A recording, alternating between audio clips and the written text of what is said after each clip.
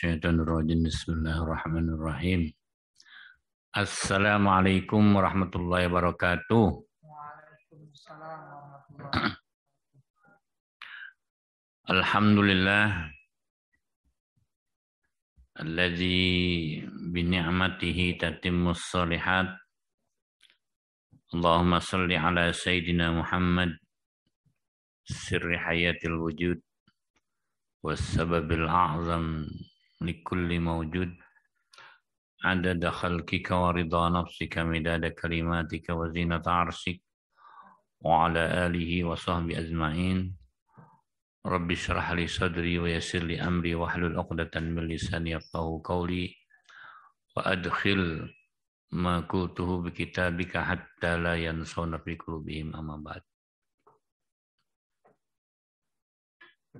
Alhamdulillah, kita awali dengan bersyukur kehadirat Allah. Di hari ini kita sudah masuk puasa yang kelima.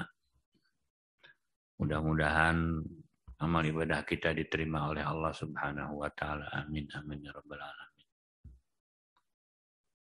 Berbicara masalah puasa.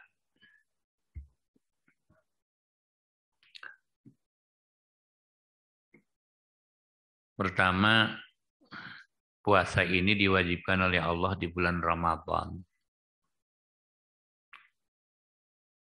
1 bulan penuh,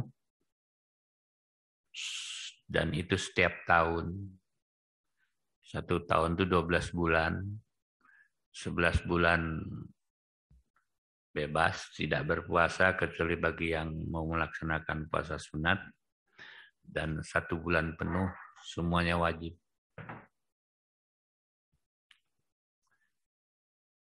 Dan kenapa milih di bulan Ramadan? Karena yang saya pahami bahwa Allah juga berfirman, Syahrul Ramadan alladzi unzila fihil Qur'an. Jadi kita berpuasa di Ramadan ini diantaranya adalah merayakan nuzulul Quran. Karena menurut riwayat, semua kitab suci, baik itu Taurat, Zabur, Injil, Quran, itu diturunkannya di bulan Ramadan. Dan Syahrul Ramadan alladzi unzila fil Quran, dan Allah menyebutnya Al-Quran di dalam bulan Ramadan ini diturunkan. Artinya kita ini berpuasa ini adalah diantaranya dalam rangka merayakan agungnya Al-Quran. Namanya merayakan itu ya bukan hanya sekedar memperingati, tapi dibikin beberapa event gitu ya. Dan sebenarnya ini saya lihat kalau awal nuzul Quran ini diturunkan di Ramadan,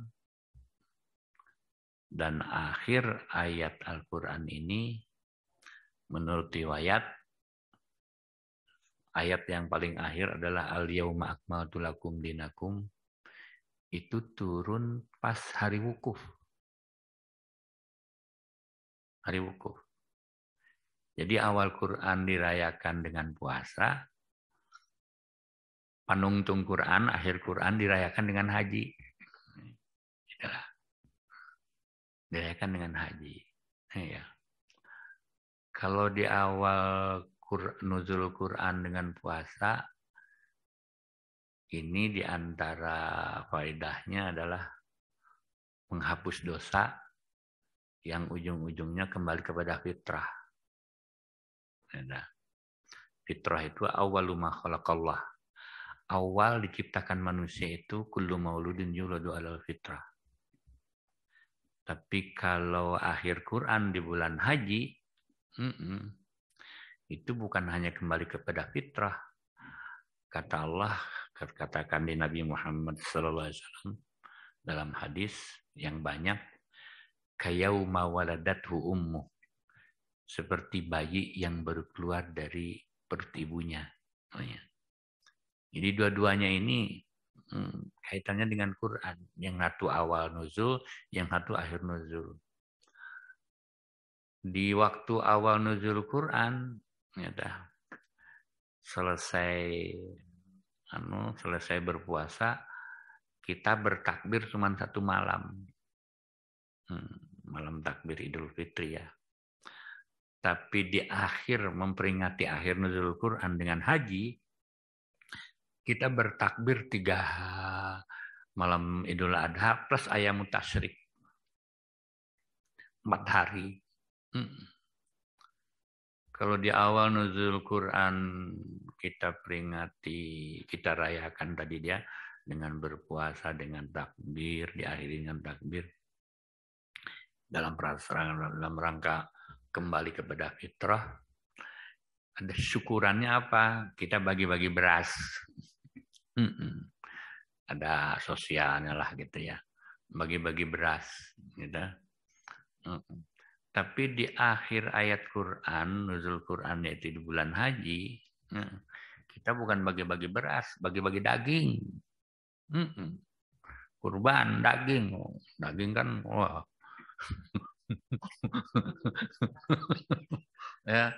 ya gitulah ya. Dan mengenai daya hapus ya, daya penghapusan dosa ya. Kalau daya hapus puasa ini, daya hapusnya hanya menghapus dosa-dosa yang sifatnya vertikal. Dosa horizontal tidak akan terhapus oleh puasa. Jadi Tuhan tidak akan intervensi mengampuni dosa horizontal selama yang terkait belum saling memaafkan. Makanya setelah 30 hari puasa, di Idul Fitri kita saling memaafkan. Itu rahasianya. Cuman di kita ada kelebihan berkaitan dengan saling memaafkan ini, di kita lahir budaya halal bihalal. Sementara di Arab sendiri dari zaman dulu nggak ada halal bihalal. Karena itu kaitannya dengan budaya. Tapi kalau haji, daya namun sabun daya deterjennya ya, daya penghapusnya, pencuciannya itu mah dosa vertikal oke, dosa horizontal juga oke. Nah ini nih perlu nih, banyak yang kita lupa. Ya. Kenapa dosa horizontal di dalam haji kok bisa sama-sama dihapus? Ya, oleh Allah loh. Oleh Allah. Karena begini,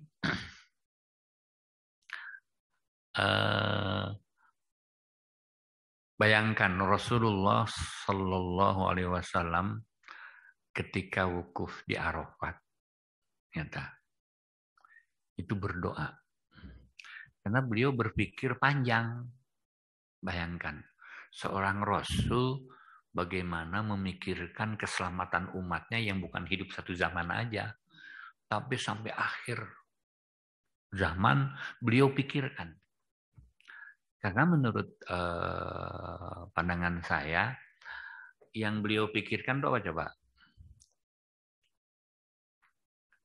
Jadi mayoritas manusia ini nanti di akhirat itu celakanya bukan oleh dosa vertikal. Justru banyak yang celakanya itu oleh dosa horizontal. Jadi Rasulullah tuh membayangkan, ya Allah, umatku ini nanti masalah yang kredit ini dosa horizontal. Masalahnya apa? Karena dia terbentur aturan main bahwa Allah tidak akan mengampuni dosa horizontal selama yang terkait belum saling memaafkan dan menghalalkan atau kaitannya dengan materi ya. Bila selama di alam dunia tidak saling memaafkan, itu berlanjut di akhirat. Ada gugatan, umpamanya Aku punya tanah diserobot oleh orang, sertifikat double di mahkamah dimenangkan gitunya. Orang yang punya tanahnya dielehkan karena kita nggak mampu apalah gitu ya. Itu nggak hilang itu, enggak. Nanti si yang nyerobot tanah itu harus mengembalikan. Kalau nggak di dunia, ya ditagih di akhirat. Nanti dipertemukan. Dulu kamu nyerobot tanah saya. Mana sini pulangin? Di akhirat mah sudah nggak ada harta, nggak ada tanah, nggak ada harta, nggak ada duit. Satu-satunya alat tukar adalah pahala atau dosa. Akhirnya yang nyerobot tanah itu pahalanya dipotong. Diberikan ke bukan tanah. Itu aturan main, sistem jelas. Itu ada hadisnya, panjang hadisnya itu. Ya. Termasuk hal-hal yang umpamanya gini, umpamanya. Ada seorang nih, dia umpamanya jadi pejabat kabupaten atau pejabat provinsi atau menteri lah, selevel menteri. Kalau dia di Kabupaten Garut ya, dia mengambil taruhlah barang, kalau bahasa sekarang korupsi kan ya, yang diperbaharui dengan maling kan sekarang maunya maling, bukan korupsi ya. Dia mengambil uang rakyat pemanya 1 miliar. Nggak tahu bagaimana caranya lah. Nah sekarang itu kan bukan hak dia. Dan Tuhan tidak akan mengampuni selama yang terkait belum saling memaafkan. Sekarang yang terkait siapa? Yang punya duit 1 miliar siapa? Rakyat. Jumlah rakyat Garut sekarang berapa? 2,7 juta. Jadi nanti nunagih teh 27 juta aja. Sampai kadinya sing bareng ya. Itu baru level Pemda. Belum level provinsi. Jawa Barat kan penduduknya 45 juta ada ya. Jadi lamun korupsi duit rakyat Jawa Barat kita nunagi 45 jelema tah. Salat sakikituna belang bentang nunagi 45 jelema. Pokoknya behak kadinya. Nah sekarang kalau dia level menteri, level dirjen se-Indonesia, dia ngambil duit pemanya rek 1 miliar, 2 miliar, sabodo lah. Tapi yang punya rakyat, berapa jumlah rakyat Indonesia? 270 juta. Mantap sebenarnya masalah jabatan kayak gitu-gitu ya. Kalau orang yang ngerti aturan main sistem Tuhan, bahwa Tuhan tidak akan intervensi. Sanajan dia tukang rajin puasanya tamat. Karena puasa saya katakan kan tadi ibadah vertikal aja, horizontal mah enggak. Ada. Kalau taruhlah dia rajin haji, rajin umroh, rajin sodako, tapi kan berapa sih? Jadi itu kan ada catatannya kan. Wa inna alaikum lahafidin kiraman katibin ya ya'lamu ma taf'alun. Jadi segala sesuatunya malihada la yughadiru shaghiratan wala kabiratan illa ahsaha. Ya Tuhan, kok hal yang kecil-kecil juga ada tulisannya katanya, ada catatannya. Lah iyalah, semua dicatat, direkam dan ditayang ulang nanti kan gitu. Jadi yang dipikirkan oleh beliau Rasulullah itu, ya Allah, gimana ini nasib umatku? Kayaknya umatku ini banyak celakanya yang dosa horizontal ini, yang payah ini. Karena dosa horizontal ini aturan mainnya jelas. Tuhan tidak akan ikut campur mengampuni selama yang terkait belum saling memaafkan atau saling menghalalkan. Bila selama di alam dunia tidak terjadi saling menghalalkan, urusannya berlanjut di akhirat. Yang jadi pertimbangan Rasulullah SAW apa? Kalau kita punya dosa terhadap Allah, vertikal. Anytime kita istighfar, Allah mengampuni. Kapanpun kita taubat, bahkan Allah selalu istaghfiru rabbakum innahu kana ghaffara. Selalu memerintahkan kita minta ampun. Selalu memerintahkan kita taubat. Wasari'u bahkan ya. Gewat kan gitunya. Gitunya. Tapi lamun jadi anytime Gusti melihat sifat Allah Ghafurur Rahim, Kangjeng Rasul mah teu khawatir teuing lah dosa vertikal mah. Da Gusti Ghafurur Rahim. Dan Tuhan paling suka innallaha la yafrahu, kan ada hadisnya. Bitaubati ahadikum, Tuhan tuh sangat senang bila seorang hamba bertobat. Resep Gusti mah. Mun aya hamba minta hampura dia resep gitunya. Tapi lamun dosa horizontal sok. Orang minta hampura, dan turu ngare hampura. Belum tentu dia ngasih ampuni. Bahkan kalau orangnya tidak sedikit kita menemukan di saat orang dimintain maaf, bukannya ngasih maaf, malah ngancam. Ternyata kamu ya? Enak aja. Awas gue balas dendam. Jadi bukannya memberikan maaf, yang tadinya nggak tahu siapa yang melakukan malah diam-diam. Setelah tahu ada orang minta maaf malah dendam. Kalau sampai seandainya sakit hati, kadang-kadang keluar kecap, dele sian lebih kapai aing mau ngahampura. Sampai mati aku tidak akan ngampuni. Oh, itu udah payah itu. Bahkan bukan hanya sekedar itu. Banyak yang dendam diwariskan. Jadi sebelum mati ngumpulin anak-anaknya. Anak-anakku, Bapak nggak akan mewariskan harta Bapak terbatas. Tapi Bapak mau mewariskan dendam. Lamun Bapak paeh pang tolong itu tuh keluarga itu ya, sikat habis-habisan gitu ya. Itu kan kayak cerita apa? Sejarah Ken Arok gitu ya. Siapa? Yang keris itu ya. Ibu gading sampai 7 turunan. Nah, kayak gitu dendam itu. Kalau manusia begitu. Akhirnya Rasulullah SAW mengajukan permohonan kepada Allah. Apa yang diajukan, Pak? Kalimatnya begini di dalam hadis. Allahumma, disinilah Rasulullah menggunakan bahasa insyita. Kan ini kaitannya dengan aturan main. Allahumma insyita ghafartaz zalim wa a'taital madlum.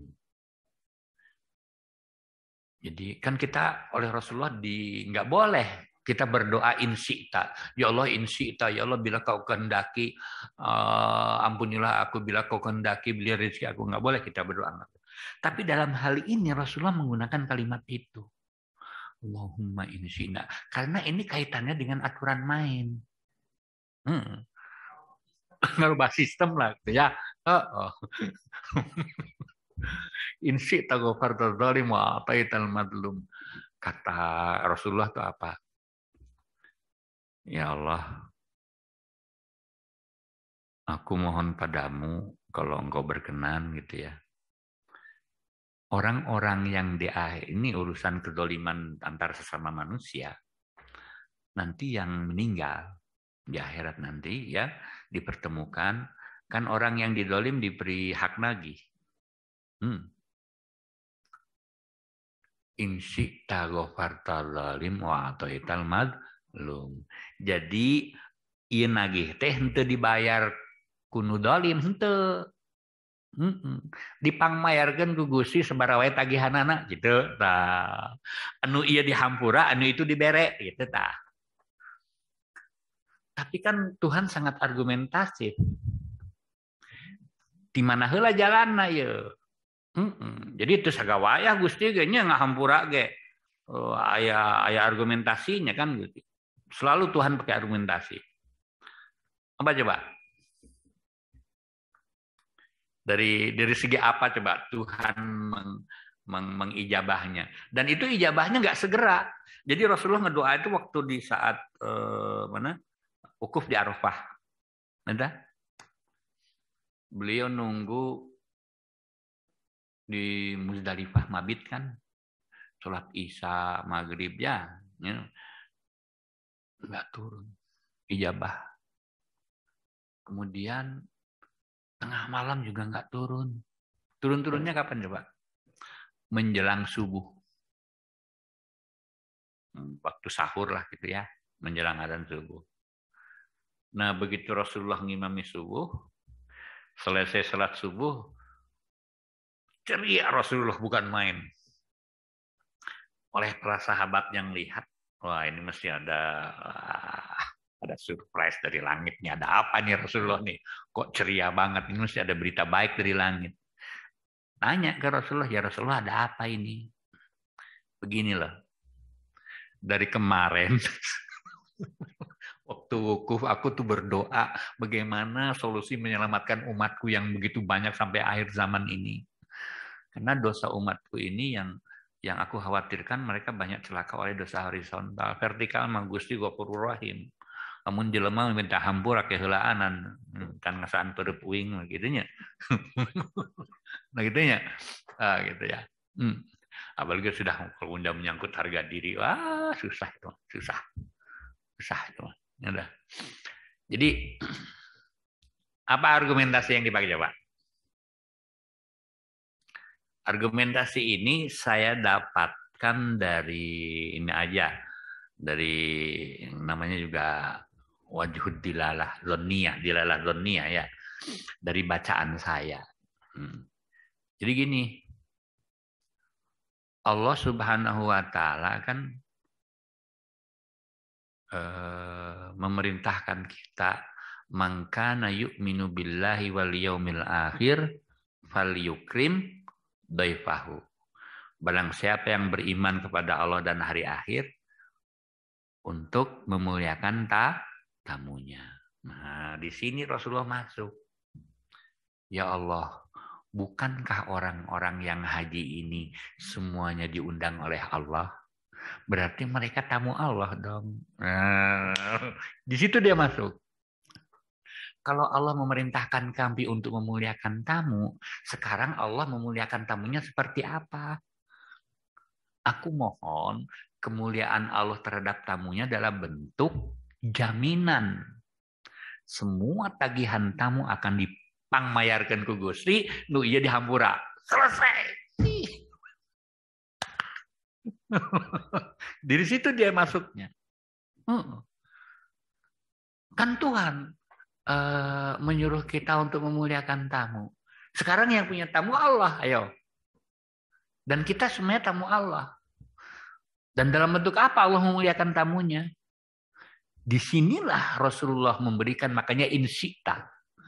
Ya Allah, bila kau berkenan, jelema nu lagi teh nu didolimi itu, yang disakiti itu, berapapun tagihannya dipangmayarkeun ku Gusti sebagai bentuk kemuliaan terhadap tamunya yang ditagih. Namanya ginilah. Kalau kita ke luar negeri hanya sebagai wisatawan ya, melancong lah. Anu ngaranna wisata kan, segala ditanggung sendiri dong. Pesawat PP ditanggung sorangan, hotel ditanggung sorangan, makan minum ya, sampai dari rumah ke rumah lagi semuanya biaya sendiri. Makanya travel itu biayanya sekian, udah full ya. Kalau biaya sendiri, karena kita travel ya, wisatawan sendiri. Tapi maaf, kalau kamu diundang oleh sebuah pemerintahan negara, taruhlah yang undang Amerika atau Singapura, yang dekat lah Malaysia atau Jepang itu ya. Ketika kamu diundang, tiket disediain. Pengen nginep, oh tamu negara nggak boleh di hotel biasa, di istana. Kendaraannya dari airport dijemput. Mau makan nggak boleh di pinggir jalan. Yang ngundang, yang muliakan, dihormat, dijamu. Wah, balik dibekalan duit kan itu. Itu kalau tamu ya, dihormat kan gitu. Ya udah. Keamanan dijamin, Makanya duta besar kok itu keamanannya dijamin. Itu aturan main diplomasi kan nggak boleh. Seorang duta dinyenyeri, disiksa nggak boleh. Ya, karena dia terhormat kan gitu ya. Jadi yang namanya tamu Allah, keselamatannya dijamin, keperluannya dijamin, diburuhan kan tamu Allah. Nah ini orang semuanya datang haji tamu Allah. Dan Rasulullah berpikirnya dari pintu tamu Allah inilah aku mohon Allah memuliakan tamu ini dalam bentuk dosa-dosa vertikal. Oke, diampuni dosa-dosa horizontal, anu nagih dipangmayarkeun, anu ditagih dihampura. Selesailah. Tapi itu pun saya katakan dalam rangka apa? Semuanya dalam rangka merayakan Al-Qur'an. Nuzul Quran awalnya dirayakan ke puasa, itu mah hanya dosa vertikal. Horizontalnya dengan cara saling memaafkan halal bihalal setelah Ramadan, sudah Idul Fitri. Adapun di penutup puasa, ya udah, itu dirayakan dengan bukan hanya kembali kepada fitrah, tapi kayauma waladathu ummu, seperti bayi yang baru lahir. Dan bukan hanya dosa vertikal, tapi sebagai penghormatan Allah kepada tamunya, maka keselamatan tamu dijamin oleh Allah, semua tagihan-tagihan ke tamu dipangbayarkan ke Allah, dibayarin sama Tuhan. Nah, ya gitu. Nah, tapi itu syaratnya. Semua itu akan diberlakukan seperti itu dengan syarat. Ada syaratnya tuh.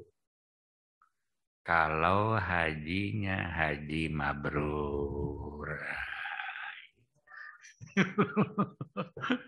Kalau hajinya nggak mabrur gimana? Ya enggak atuh, nggak masuk tamu, daftar tamu atau tamu liar. Syarat haji mabrur apa? Niatnya yang benar. Kan ada orang pergi haji, aing mah era guta tangga, aing miskin geus 4 kali haji ari uing can. Maksakeun lah. Era guta tangga, era mun di kantor era anak buah gitu ya. Susuganan geus haji mah orang naik pangkat. Itulah ya. Itu satu. Keduanya, hajinya berilmu. Tawaf tahu cara ihram, cara niat, cara itu, cara tawaf berapa kali. Masa batur tawaf 7 kali, menena 3 kali. Geus capek. Atuh masa hajina oge. Itu make. Iya dah. Katiluna ya. Memakai harta yang halal. Jadi ongkos yang dipakai bayar ONH itu adalah harus ongkos yang halal. Berarti yuk orang yang hidup haji yuk. Segan we vertikal horizontal orang di hampura. Cok lah mana yang milu. Cok 5an gak ayo di bang. Ning mana banyak uang kamu dari mana? Kemarin gua habis judi. Duit judi dipakai haji. Geblek. Kamari orang aduh habis korupsi. Wah, duit korupsi dipakai haji. Iya, mau diterima. Innallah thayyibun la yaqbalu illa thayyiba. Ada. Nah, kayak gitu. Yang keempatnya fala rafasa wala fusuqa wala jidala fil hajj. Wayahna selama ihroman. Mata dijaga, mulut dijaga, semua dijaga. Kemersihan dosa mah ulah diasupan tai kotok mau bersih-bersih gitulah ibaratnya kayak bersih kebersihan mah nyeuseum tong diasupan kotoran atuh. Kene angkep sina bersih lah. Rek digawe haji mangke geus haji lah. Ulah di waktu ihram lah gitulah cik waribata mah. Gitu ya. Nah gitu. Jadi itulah ya. Jadi antara puasa dan haji ini sebenarnya dua-duanya dalam rangka merayakan agungnya turunnya Al-Qur'an. Cuman turunnya Al-Qur'an dengan puasa, akhir Qur'an dengan haji. Awal puasa di sini ada Lailatul Qadar. Iya dah. Kalau di sini apa istilahnya di haji mah wah melebihi dari Lailatul Qadar. Jadi bahkan ada keterangan hadis gini ya kalau di haji ini. Ada hadis bunyinya begini matannya. Ma min yaumin ahwanu ala syaitan illa yaum Arafah. Tidak ada hari yang paling hina bagi iblis kecuali hari Arafah. Kenapa? Karena dia di hari Arafat itu merasa terhina. Terhinanya gimana? Pokoknya gini, ada jemaah haji nih, usia 50 tahun. Cek si iblis teh. Aing geus ngagoda 3 witan 15 tahun sampai usia 50 tahun, udah 35 tahun aku berusaha menggoda dan dosanya udah numpuk banyak. Apalagi yang bukan yang vertikal, yang horizontal. Taunya apa? Ini bayarnya pakai duit halal, niatnya benar, kemudian dia pakai ilmu, kemudian dia tidak melakukan pelanggaran. Akhirnya haji mabrur. Pengumuman haji mabrur itu terjadi di hari Arafah. Makanya ketika seseorang diumumkan oleh Allah, oleh malaikat namanya, bahwa seseorang masuk haji mabrur. Pengumuman itu yang dengar, yang tahu cuman komunitas gaib. Termasuk iblis. Jadi nu didodohonya, ditunggu-tunggu oleh iblis ini, yang menjadikan dia gemeter gitu ya. Gua capek gawe nih, gua nih kerja keras 35 tahun menggoda dia, udah numpuk nih dosa-dosanya vertikal maupun horizontal. Ini pergi haji, aduh gimana ya? Kalau itu sampai dihampuni semua berarti kan sia-sia. Mun Sunda bilang mah capek gawe teu kapake kan gitu ya. Sia-sia gua nih. Makanya ketika itu diumumkan, jamaah haji ini yang namanya Tontowi Jauhari, wih mana, yang suka pakai bendo, dinyatakan mabrur, langsung iblis tuh sampai digambarkan oleh hadis itu ngambil turab itu dianukan ke wajahnya. Wah, berbagai rasa penghinaan. Hina si aing geus capek 35 tahun ngagoda si eta. Vertikal horizontal kabeh ditanggung ku Gusti. Aing lain. Kayak mawaladatu ummu, dia bersih seperti bayi yang baru keluar. Wah, hebat euy. Akhirnya apa? Leles iblis putus asa. Aing mah cadu sia. Ke balik haji aing mau ngagoda si eta deui, da percuma. Dia dikasih bebas api neraka, coba bayangin. Udah bersih dari dosa seperti bayi, dikasih hadiah bebas api neraka. Terus dijamin itu ininya, ku Allah vertikal horizontalnya. Gitu. Aing hina. Kebalik ke naon. Mun orang masa sadu kayak iblis nu lain. Anjir. Aing nu digoda ku aing kabeh diampura. Hajina mabrur. Geus aing mah goda deui dari saya mah geus puguh. Bebas api neraka dia apa digoda kurang kumaha oge nanti percuma. Dia udah dapat sertifikat bebas api neraka. Geus aing gabung ke mana kah? Pendudungan mana tanah hajinya. Aing enggak. Ya gitu.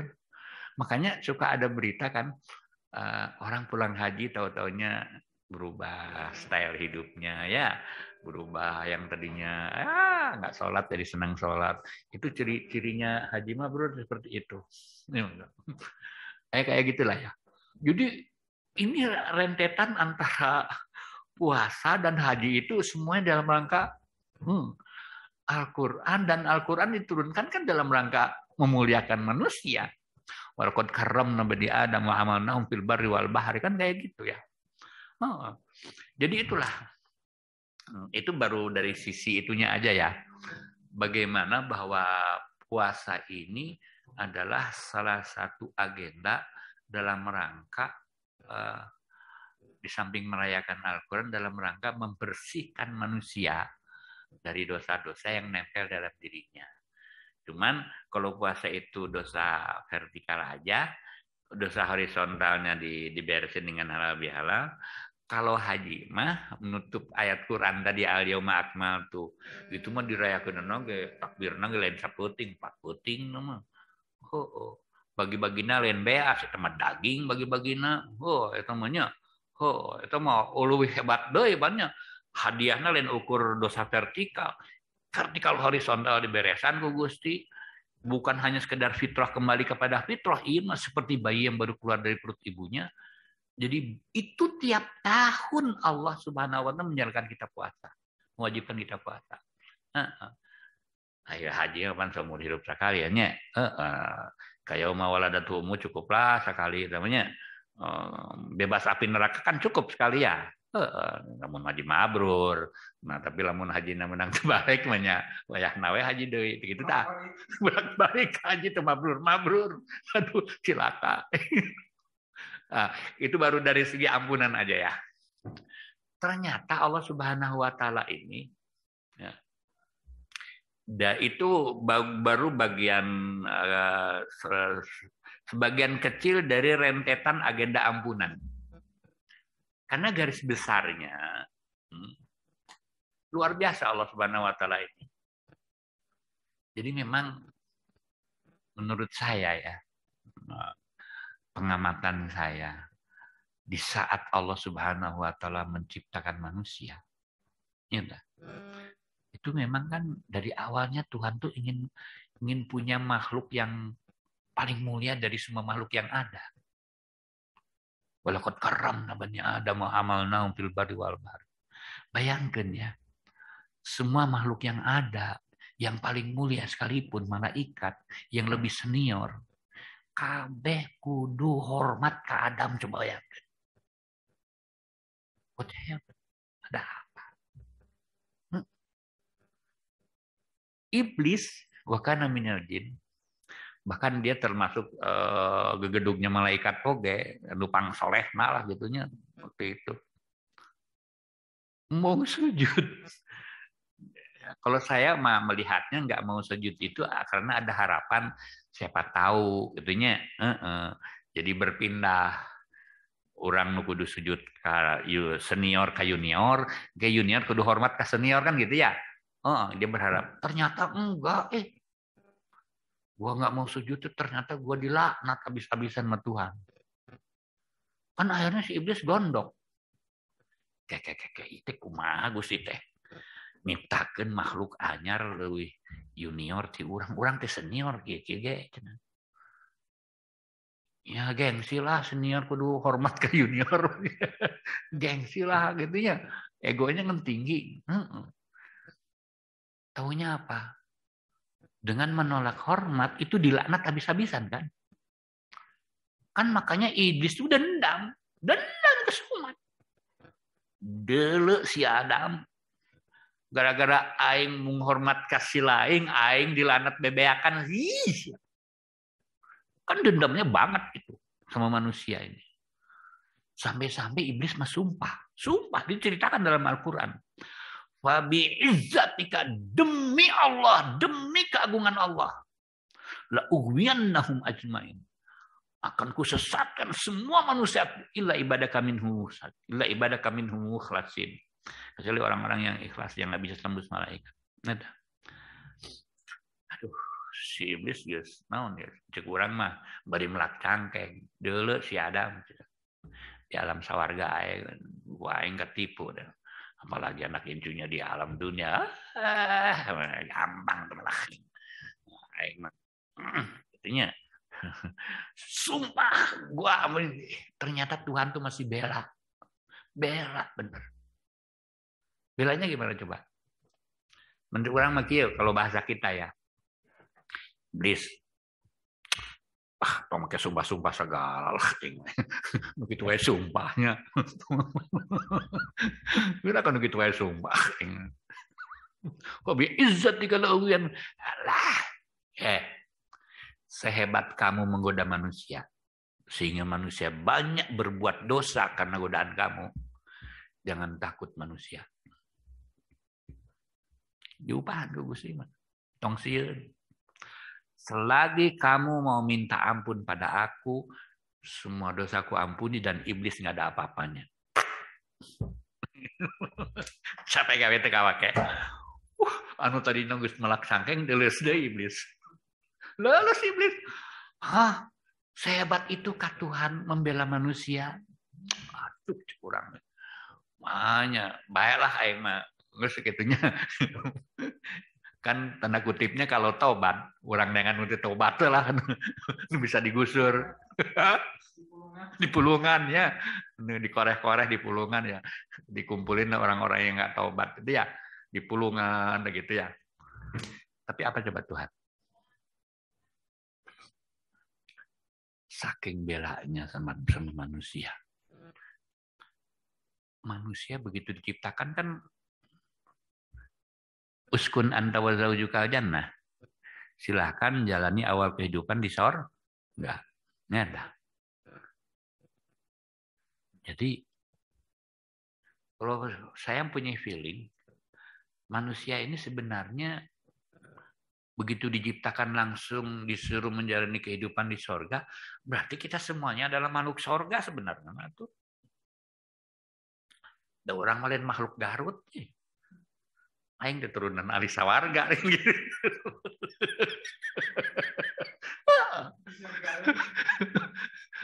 Karena ada urusan di surga sebenarnya. Aing digoreng-goreng kieu patut pan ketika orang bersombong dia ya. Aing turunan Raden Anu, aing turunan Pangeran Anu. Aing turunan Habib. Ngakuna Habib aya kalakuanana wallahu alamnya. Ini orangnya lu ngebangga-banggain turun gua dijelek-jelek gini juga turun ahli surga tahu.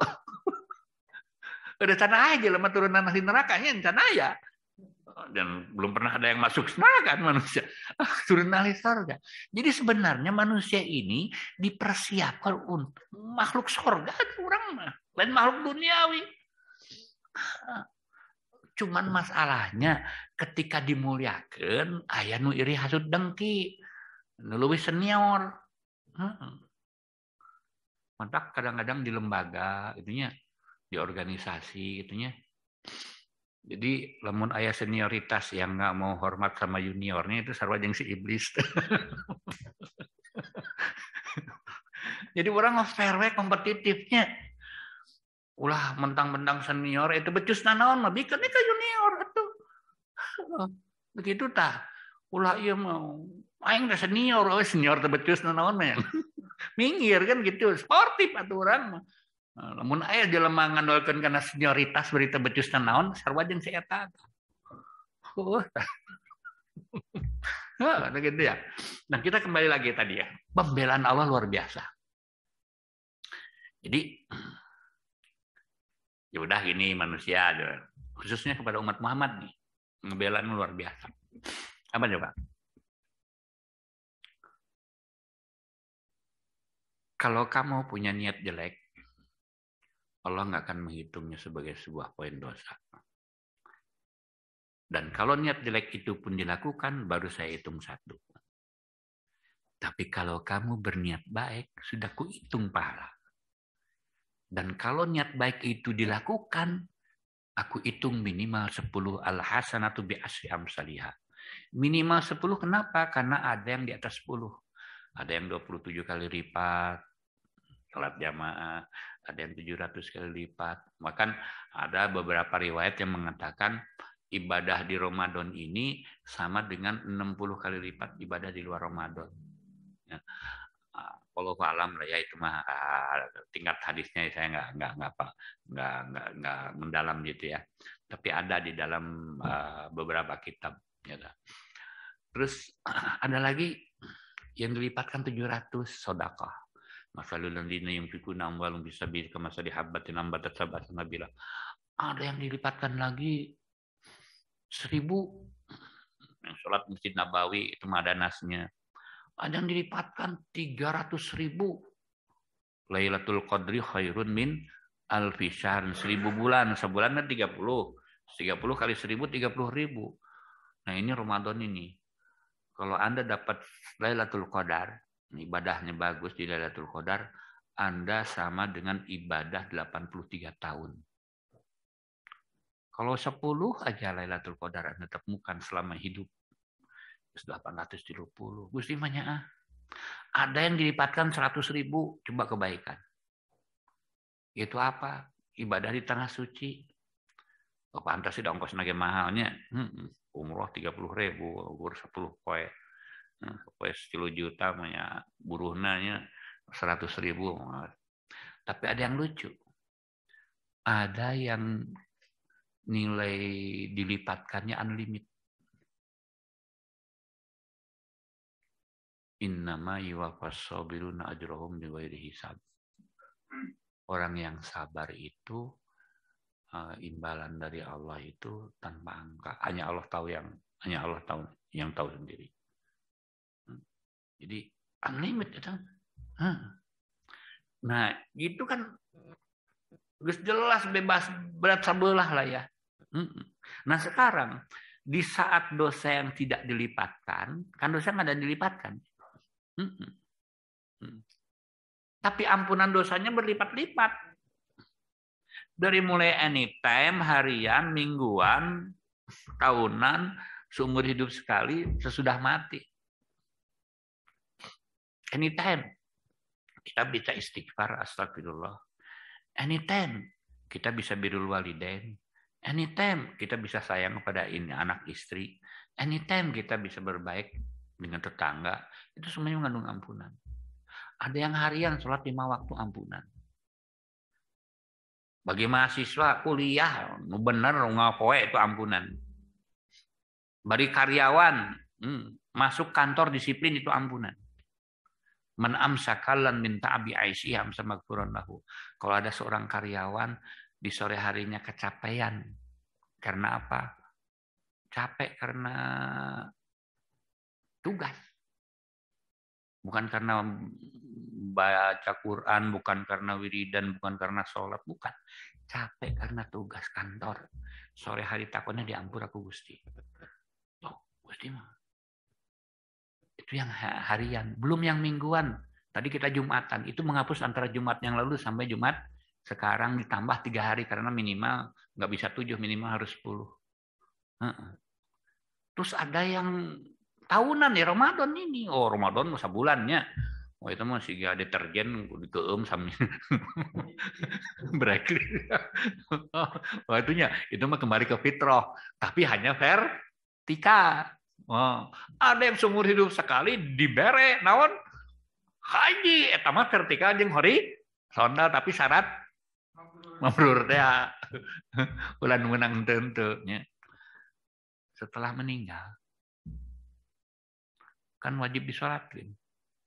Benar. Wajib disolatkeun. Bahkan Rasulullah mengatakan kalau yang menyolatkannya lebih 40 orang wajibat syafaat. Itu akan memberikan syafaat. Lamun 40 orang dibikin 4 baris saja.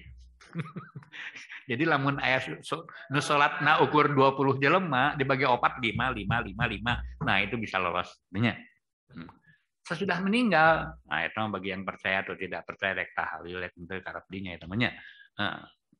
Nah, sekarang permasalahannya apa? Setelah meninggal pun dia masih mendapat ampunan. Jangan dikira ini bulan Ramadan.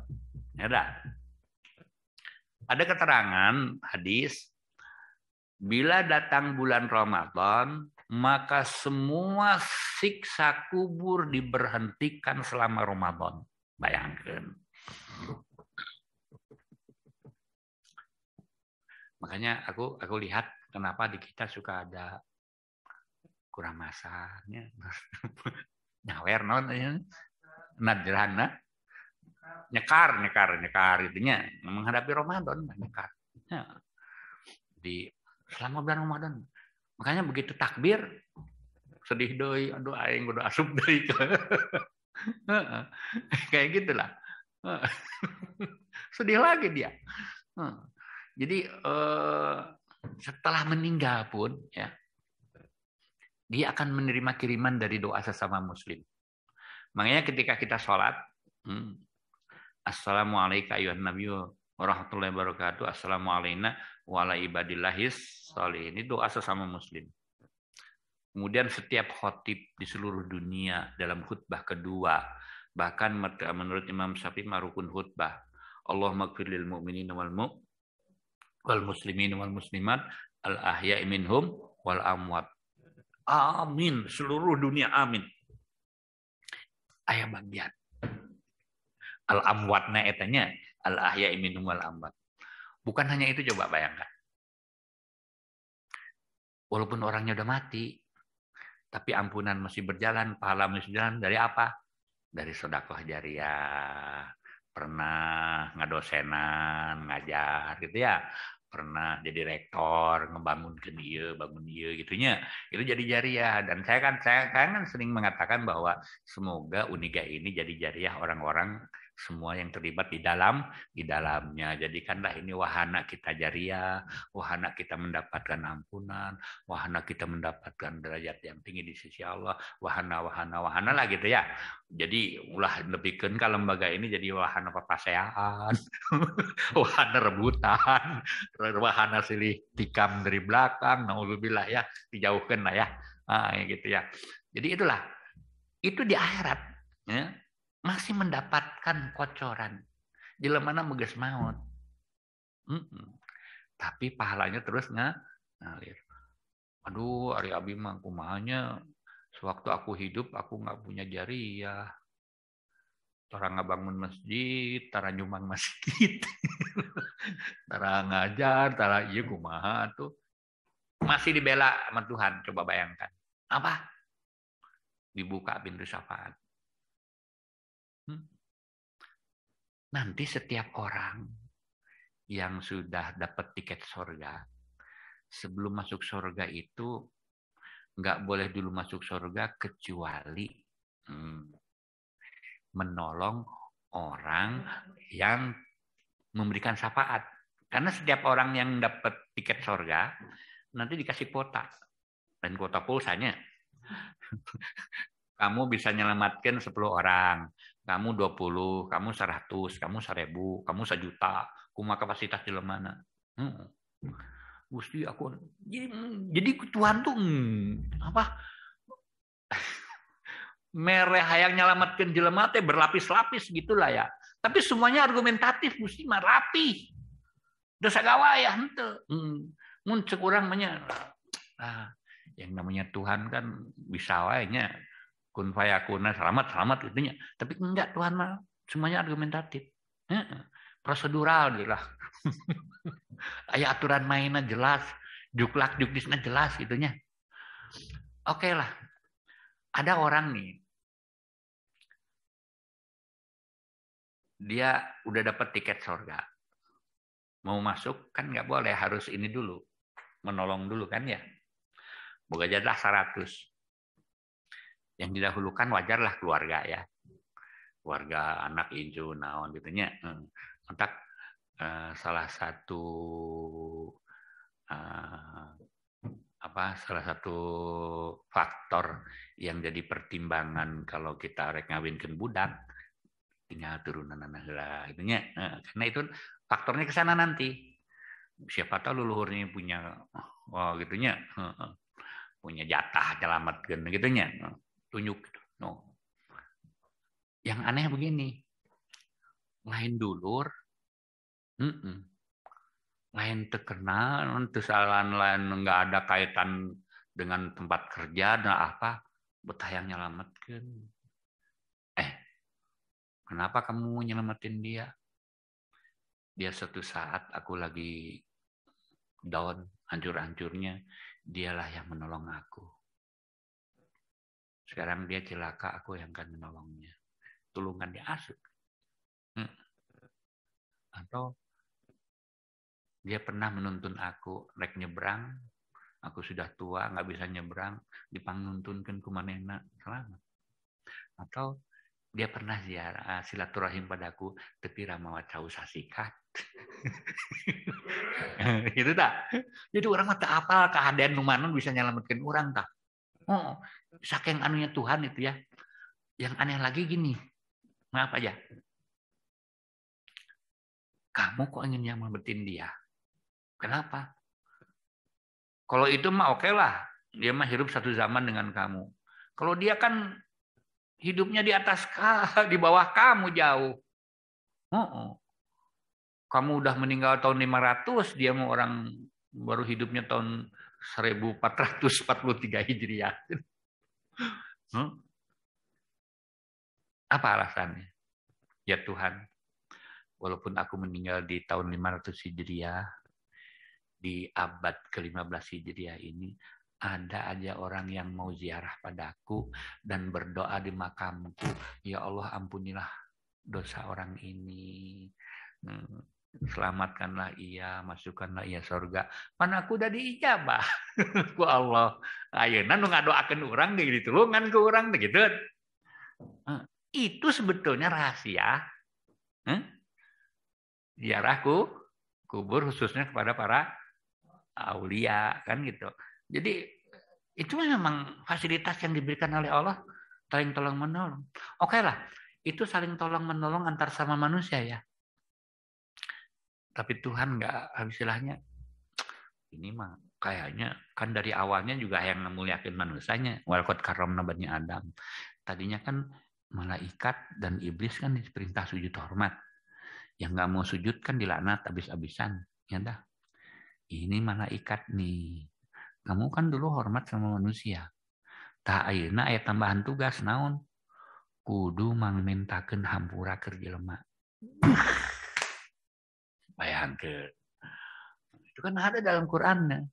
Alladzina yahmiluna al-'arsya wa man hawlahu yusabbihuna bihamdi rabbihim wa yu'minuna bihi wa yastaghfiruna lilladzina amanu rabbana wasi'ta kulla shay'in rahmatan wa ilma faghfir lilladzina tabu wattaba'u sabilaka wa qihim 'adzabal jahim rabbana wa adkhilhum jannati adnil ladzina wa'adtahum wa man salaha min aba'ihim wa azwajihim wa dhurriyyatihim innaka antal 'azizul hakim wa qihimus sayyi'at wa man taqis sayyi'ati yawma idzin faqad rahimtah. Wadzalika huwal fawzul azim. Jadi malaikat itu bukan hanya mengmintakeun hampura. Jadi dongengna kieu nya. Kenapa malaikat sampai-sampai disuruh oleh Allah untuk minta ampunan bagi orang yang beriman? Kenapa? Karena riwayatnya begini. Ini yang saya pahami ya. Yang perkataan saya kan bisa diterima bisa enggak. Maka keharti syukur untuk kajian gimana gitunya. Karep dinya lah gitunya. Tidak menerima debat. Rek terima syukur untuk kebios gitunya. Enggak ada kepentingan saya mah. Gini. Jadi ketika di dalam tafsir surat menceritakan Harut wa Marut. Jadi malaikat itu ada semacam obrolan antara malaikat. Dipikir-pikir enak ya jadi manusia. Cuma gitu. Sok ayeuna urang. Urang rek minta hampura ka Gusti. Bener teu? Pan Gusti teh ngejawab. Dosa naon maneh? Malaikat, dosa apa kamu? Kok minta ampuna? Oh iya ya.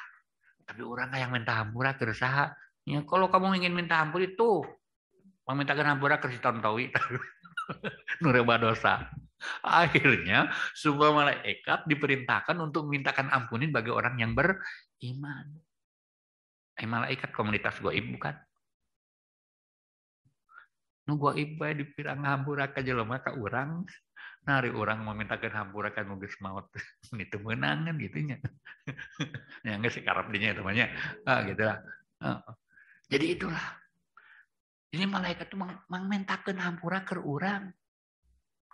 Sehingga ada obrolan begini antar malaikat. Enak ya jadi manusia, cuma gitu. Manusia mah diberi syahwat orang mah henteu. Manusia mah jenis kelaminna ada orang mah henteu. Manusia bisa bobogohan orang itu bisa. Manusia pengantenan orang itu, manusia mah dahar putui, dahar jengkol orang itu. Ini enggak? Manusia dengan mudahnya berbuat dosa. Orang nu dititah mangmentakeun hampura. Manusia dihampura ku Gusti asupkeun sawarga. Kurang nu ditangga jaga sawargana. Gusti ngeunahnya jadi manusia. Mata kan aya manusia nu hayang jadi manusia. Non malaikat nu hayang jadi manusianya. Nah, dalam cerita itulah. Tapi wallahu alam lah ya. Jadi itulah. Jadi Allah itu sampai mengkondisikan sedemikian rupa. Bagaimana hayang nyelametkeun manusia tapi dengan prosedural gitu loh. Terus segawaya dengan argumentatif. Sampai di akhir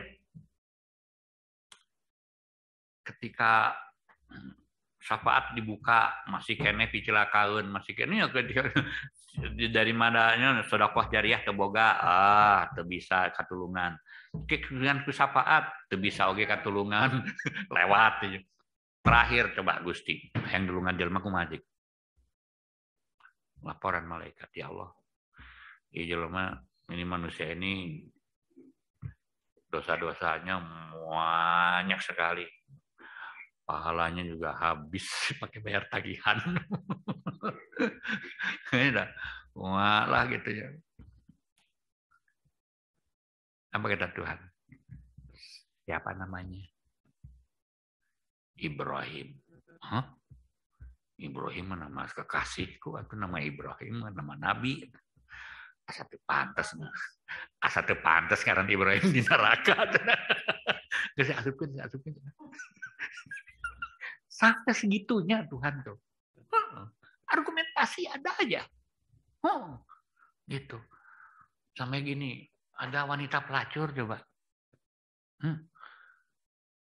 Malaikat laporan Gusti itu jelema teh tukang lacur. Kudu asup neraka ieu kumaha gitu. Heula aku Gusti ditingali.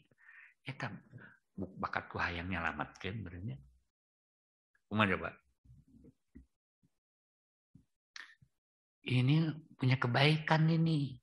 Ini bisa diangkat menjadi isu nasional. Bisa diviralkan. Naon kebaikanana?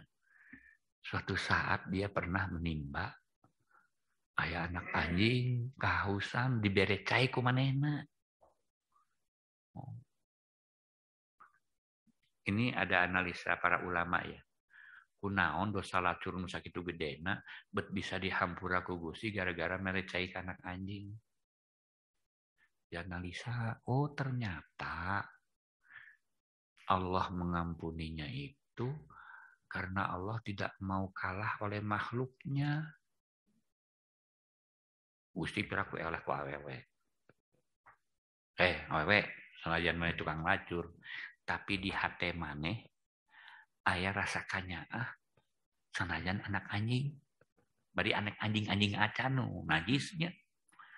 Maneh aya rasa kanyaah, kamu ada rasanya kasih sayang terhadap makhluk Allah walaupun itu binatang. Udah. Masa aku nggak punya kasih sayang sama kamu? Berarti aku eleh dong sama kamu. Karena Tuhan nggak mau kalah. Ayo. Gitulah. Jadi sampai Tuhan, makanya kalau Anda membaca berbagai kitab tafsir, saya sampai berani mengambil kesimpulan begini. Dan ini menurut para mufassirin, arjal ayat yang paling memberikan harapan di dalam Al-Quran itu cuma 2 ayat yang paling hebat harapannya. Apa juga? 1, qul ya ibadiyalladzina asrafu ala anfusihim la taqnatu min rahmatillah innallaha yaghfiru dzunuba jami'a innahu huwal ghafurur rahim. Hai orang-orang yang banyak dosa, jangan kau berputus asa terhadap rahmat Allah. Rahmat Allah yang begitu banyaknya kamu anggap gak ada, sama dengan engkau menganggap Tuhan tidak ada. Sama dengan kafir. Sampai segitunya Tuhan. Sok, yang penting mana hampura.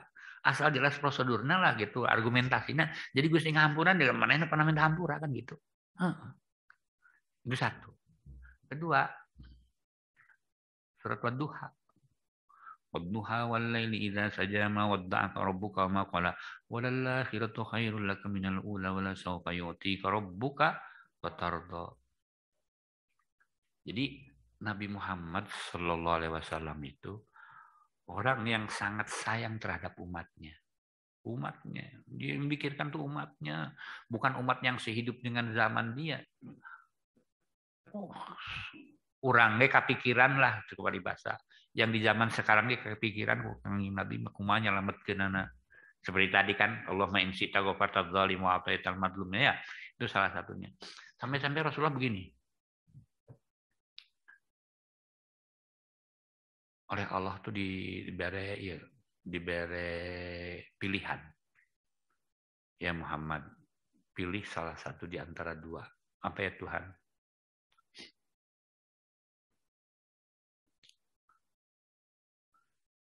Satu, setengah dari umatmu masuk surga, setengah dari umatmu masuk neraka. Itu menggunakan sistem kuota. Kuota ya. Tapi yang kedua, tidak menggunakan sistem kuota, tapi kamu wayahna kudu capek. Diberi wewenang syafaat suka-suka kamu, siapapun yang engkau tunjuk untuk diselamatkan, aku akan selamatkan. Wah, itulah yang dipilih oleh Rasulullah.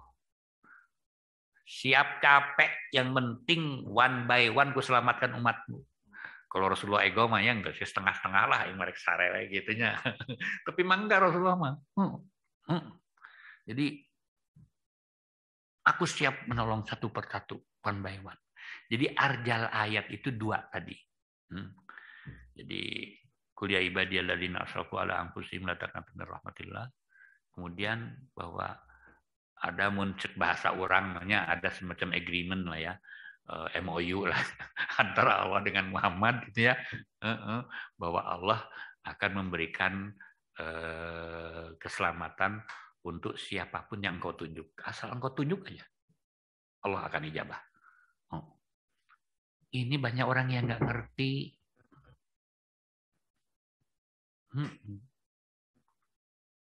Makanya saya kadang-kadang heran ya, kok ada orang mempermasalahkan Sayyidina Muhammad. Kok ada orang mempermasalahkan. Terus siapa Muhammad, Tuhan aja sampai begitu kok. Sampai memuliakan sekali. Bayangkan. Makhluk Tuhan yang paling mulia itu bukan di jenis malaikat, bukan di jenis yang lain, adanya di jenis manusia, yaitu Muhammad Sallallahu Alaihi Wasallam. Dan itu yang makanya posisi beliau itu yang namanya kalau kita adzan ya, Allahumma ati Muhammadan al-wasilah, berikanlah wasilah. Para sahabat nanya, apa itu wasilah?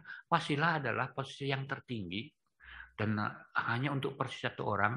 Wa arju antakunali, beliau tawadu ya. Aku harap itu untuk aku.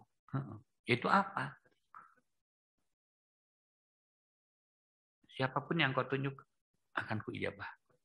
Itu wasilah namanya. Manfaatkan wasilah itu namanya tawasul. Tawasul itu memanfaatkan posisi wasilah. Wasilah, tawasul. Mencek orang mah rekomendasi. Nah, Rasulullah ke Allah itu syafaat. Jadi Allah membalasnya dengan ijabah gitu. Dan itu mah sudah aturan main. Ngan ku orang terima manfaatkan aturan main iya sok aturan geder. Ulah di papasea urusan Sayyidina teh Sayyidina wae pasea maneh mah. Aduh. Aduh. Ku Allah wae dimuliakeun ku urang. Ku Allah dibere jatah menyelamatkan ku urang teu dimanfaatkeun. Ku Allah diberi posisi wasilah ku non teu dimanfaatkeun gitu ya. Manfaatkanlah. Kayak gitu. Makanya subhanallah. Makanya kembali lagi kepada puasa kita. Jadi puasa ini adalah dalam rangka merayakan turunnya Al-Quran dan haji, penutup Al-Quran, dan puasa dan haji ini dalam rangka rentetan schedule ampunan yang berskala. Yang anytime, yang harian, yang mingguan, yang tahunan, yang seumur hidup sekali, yang ada ini, yang nanti setelah meninggal dengan tahlilan, baru dia ada dengan sedekah jariah, nanti ada dengan syafaat, nanti ada dengan kebijakan Tuhan sendiri ya. Kemudian untuk demi memuliakan manusia, membela manusia, diberikan sistem penilaian amal yang berat sebelah tadi. Kemudian bukan hanya itu, semua malaikat diperintahkan oleh Allah untuk mangmentakeun hampura untuk manusia. Terakhir, setelah kita memahami itu semua, ternyata kebijakan-kebijakan itu hanya merupakan gambaran satu rahmat yang dikeluarkan oleh Allah di alam dunia. Bayangkan. Sampai Allah mengatakan, aku memiliki 100 rahmat. Itu untuk pendekatan pemahaman aja ya, misalkan 100 lah. Angka kan mudah ya dipahami. Dari 100 ini, hanya satu yang kuturunkan di alam dunia. Bentuknya udah kayak tadi nih. Wah, pembelaan macam-macam. Itu baru satu.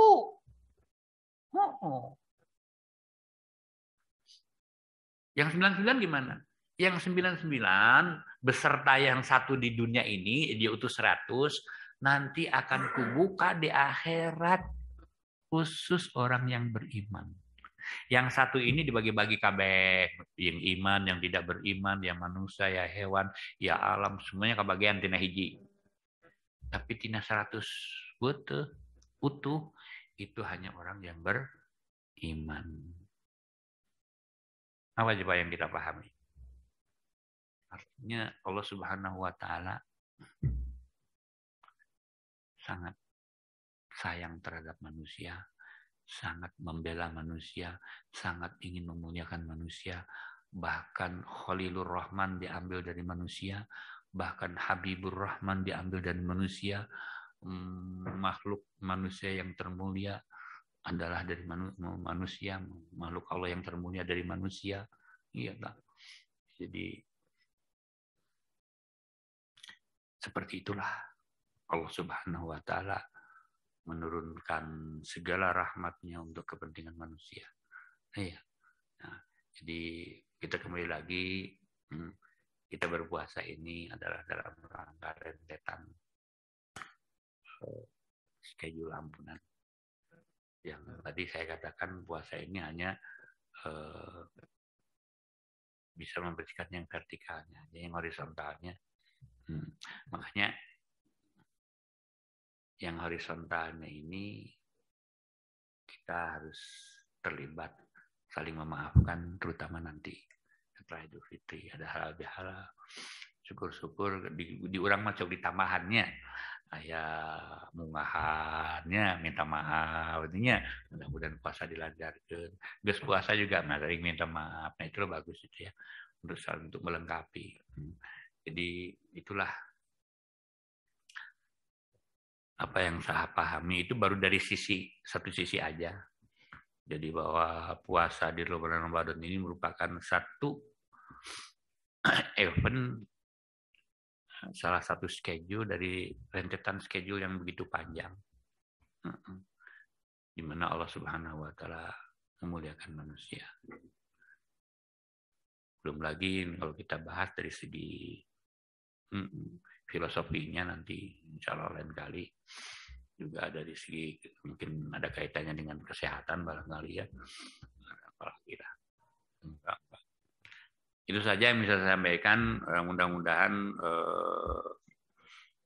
bisa dan mudah dipahami. Kesimpulannya mah gitu kaharti syukur untuk kajen gitu Berbahagialah orang yang merasa begitu dimuliakan oleh Allah dan dia menerima kemuliaan ini dari Allah dan dia sangat merespon, dan Allah paling suka melihat hambanya tobat, dan Allah paling suka melihat hambanya kembali kepada Allah, dan Allah akan selalu, dan Allah sudah baru mengeluarkan satu rahmat yang utuh 100 nanti Allah siapkan untuk kalian. Sekian saja. Wassalamualaikum warahmatullahi wabarakatuh.